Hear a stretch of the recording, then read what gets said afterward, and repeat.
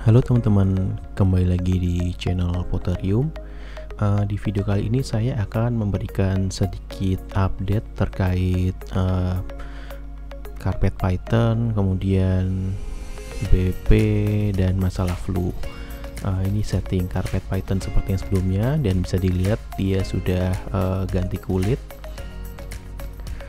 Karpet Pythonnya kondisinya sehat dan udah sekali makan waktu di Potterium. Kemarin sempat makan mencit, tapi di video kali ini kayaknya dia belum mau makan.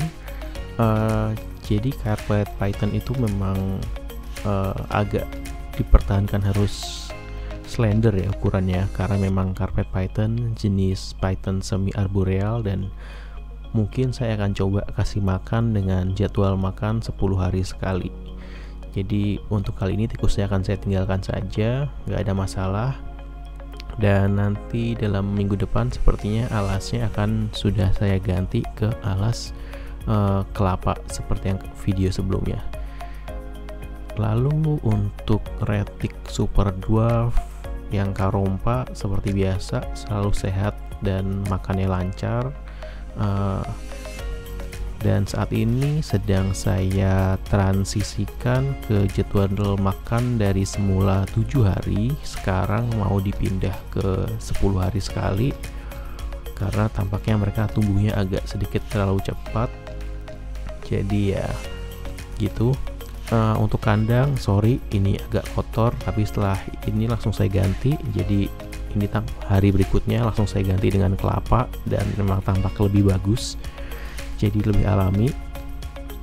Untuk super dwarf karompa yang satu lagi juga sama, itu sedang dalam transisi ke makan 10 hari sekali, dan ternyata waktu saya kasih makan dia habis ganti kulit, dan itulah fungsinya water bowl untuk membantu ular berganti kulit secara normal dan tidak ada shading yang nyangkut. Untuk makan masih sama, diberi mencit jumper. Sebenarnya ini agak terlalu cepat dari yang saya harapkan, jadi mungkin sedikit diet diperlukan untuk super dwarf ini karena mereka tumbuhnya lumayan, nggak besar juga tapi agak sedikit terlalu cepat. Itu juga sama nanti berlaku untuk super dwarf yang 75%. Tapi nggak masalah, yang penting mereka semua sehat. Dan super dwarf yang ini juga saya ganti ke alas kelapa untuk minggu depannya. Kemudian kita sekarang pindah ke ular-ular yang lebih besar. Ada tiger retic yang sempat kutuan, saya masih pakai alas kertas untuk memantau keadaannya.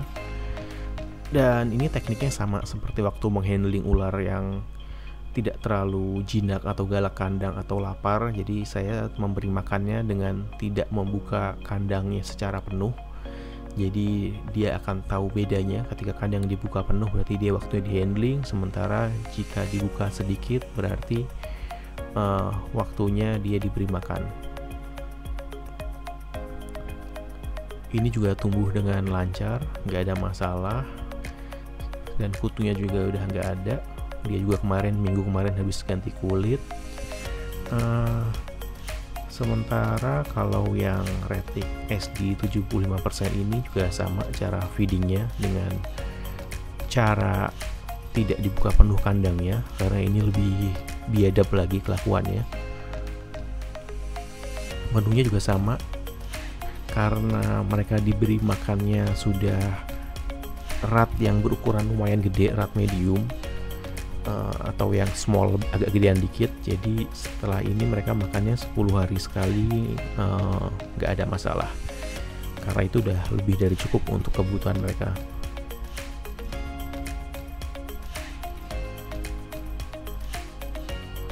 Ini teknik pakan yang bisa teman-teman coba ya kalau yang ularnya agak kencang feeding responnya, jadi mereka suka strike loncat dari kandang.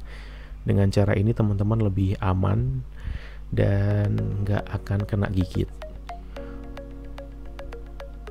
Oh ya, bisa dilihat alas kandangnya sudah saya ganti pakai kelapa, dan jadi tampak lebih alami dan lebih bagus. Bisa kalian lihat coraknya untuk retik Super Dwarf.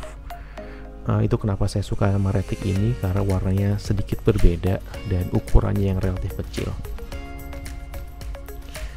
Oke, ngomong-ngomong, kalau teman-teman semua penasaran tikusnya ini kok nggak tikus beku, karena ini saya baru ngambilnya di mana? Ngambilnya di Tikus Putih Depok. Nanti linknya saya kasih di bawah, ada di Instagram dan di Facebook, bisa teman-teman cek sendiri.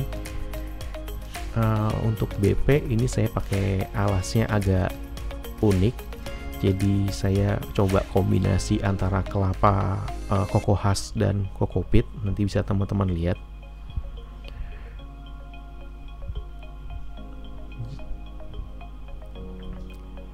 Jadi untuk alasnya sengaja saya campur, saya ingin melihat ada dampaknya atau enggak, ada efeknya atau enggak, karena setelah dari pemantauan itu koko khas agak sedikit terlalu kering dan berdebu. Jadi untuk mengendalikan debunya dan menambah sedikit kelembaban, itu saya mau coba kasih dengan kokopit. Tapi ini untuk lebih yang ular-ular yang size-nya besar. Yang kecil kayaknya saya bakal pakai koko khas semua. Lalu untuk BP yang ini memang saya masih pakai kertas, belum sempat ganti. Dan mungkin teman-teman tadi nanya kenapa kalau BP ini saya kasihnya rat medium juga. Jadi nggak masalah, ular itu secara natural mereka adalah pemangsa oportunis. Di alam mereka nggak bakal pilih antara medium dan afkir, pasti disikat semua. Jadi untuk selingan kadang saya kasih afkir, biasanya sebulan sekali atau 2 minggu sekali. Sementara kalau dikasih medium itu bisa seminggu sekali, tergantung juga selera makan ularnya gimana. Dan ini ular yang paling gede yang ada di Potterium, jadi dia betina ball python, beratnya sekitar 2,9 atau 3 sekian kilo, saya lupa. Ini yang paling gede, tapi kayaknya tahun ini tidak ada yang bertelur gara-gara jantannya KO semua. Nah, ini topik yang sebenarnya agak dihindari para breeder, jadi saya ingin berbicara sedikit masalah flu. Jadi setelah kemarin ada satu ular yang kena flu, si Banana yang sampai mati walaupun sudah dibawa ke dokter. Jadi sepertinya ada satu ular lagi yang kena flu. Jadi dampaknya, efeknya kelihatan sekitar 3 atau 2 minggu yang lalu. Ini ular Fire Spectre. Jadi nanti saya kasih montage-nya, tampilannya waktu flu-nya parah-parahnya kayak gimana. Jadi waktu flu parah-parahnya sampai keluar busa, dan dia bernafasnya agak susah sampai ngedongak. Tapi dia masih mau makan, itu sisi positifnya.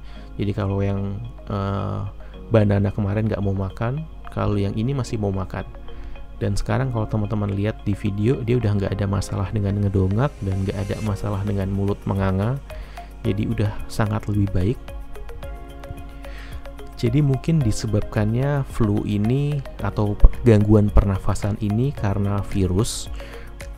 Itu ditunjukkan dengan bisa menular. Jadi kalau bisa itu ditanganinya ularnya hari berbeda. Jadi misalkan yang ular lain yang sehat dikasih makan hari Senin, untuk ular ini hari Rabu atau hari Selasa, jadi hari yang berbeda. Kemudian untuk penanganan karantinanya sama. Kalau kalian, kita sekarang sedang dikarantina karena corona, itu penanganannya sama. Jadi kandang harus rajin dibersihkan, kemudian jaga ular sesteril mungkin. Sementara itu perlakuannya tetap sama ya, diberi makan, diberi minum. Kalau bisa cari reptil vitamin atau vitamin untuk ular dan diberikan ke ularnya melalui minum atau diberikannya lewat tikus secara berkala, itu bagus. Kemudian biasanya saya nggak menyarankan untuk dijemur, tapi kali ini untuk BP yang kena flu itu teman-teman bisa jemur di pagi jam 9 atau jam 10 sekitar 10-15 menit, atau dimandikan dengan air hangat suhunya sekitar 35-40 derajat. Itu bisa direndam sekitar sama 10 atau 15 menit. Saya lakukan itu seminggu sekali. jadi direndam sementara dijemurnya setiap hari. Jadi itu untuk membantu dia terhidrasi, tetap minum, juga membantu dia untuk mengeluarkan lendir yang ada di mulutnya. Jadi selain itu normal, jadi bisa teman-teman lihat juga di video dia tetap mau strike walaupun agak sedikit lama dibanding biasanya, kemudian tetap ganti kulit dengan normal dan badannya juga nggak kurus. Jadi dengan kayak gitu semoga ini bisa sembuh. Dan oh ya, saya juga sampaikan terima kasih kepada teman-teman yang udah berpartisipasi kemarin untuk ngebantu vote. Sebenarnya Potterium videonya harusnya berapa lama sih? Dari sekitar kalau nggak salah 106 orang, itu sekitar 70%-an lah bilang antara 11 sampai 15 menit. Jadi untuk video-video selanjutnya mungkin Potterium akan pakai durasi seperti itu, 10 sampai 15 menit, kecuali mungkin untuk topik-topik yang perlu dibahas secara mendalam seperti yang kemarin kita bahas dengan detail masalah ball python, kemudian masalah hal-hal apa yang perlu dipersiapkan. Jadi seperti semacam alasan filosofis kenapa itu penting. Kalau teman-teman tertarik bisa aja bilang, mungkin saya akan bahas lagi topik-topik yang seperti itu. Jadi mungkin untuk video kali ini cukup sekian. Mungkin gayanya agak unik kali ini, agak beda karena memang saya dubbingnya sehari atau 2 hari setelah perekaman, jadi nggak waktu saya kasih makan langsung saya rekam. Jangan lupa terus tonton Potterium dan video-video yang lain, subscribe dan like juga. Sampai ketemu di video selanjutnya.